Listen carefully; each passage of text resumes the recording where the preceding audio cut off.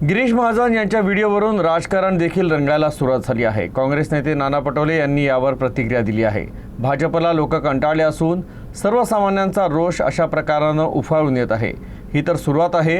नागरिक अशाच प्रकारे भाजप नेत्यांचा सत्तेचा माज उतरवेल असं नाना पटोले म्हणाले। सत्तेचा जो माज असतो ना, त्या माजाचा हा परिणाम आहे। आमची सत्ता आहे आणि या सत्तेचं त्या पद्धतीनं दुरुपयोग जनतेला त्रास देण्यासाठी केला जातो। त्याचं एक सर्वात मोठं उदाहरण काल फडणवीसांच्या मंत्रिमंडळातल्या एका मंत्र्याच्या दृष्टिकोनातून पाहिलं आणि सामान्य लोकांनी त्याच्यावर कसं ट्रोल केलं। आणि जी महिला, एकीकडे महिला आरक्षणाचं सांगत होती, महिलाच त्यांना शिवा घालत होती। अशा पद्धतीचं चित्र आपण पाहतोय महाराष्ट्राच्या इतिहासात। या पद्धतीची पहिली घटना आहे की मंत्र्याला इतक्या शिवा खावा लागल्या एका महिलांच्या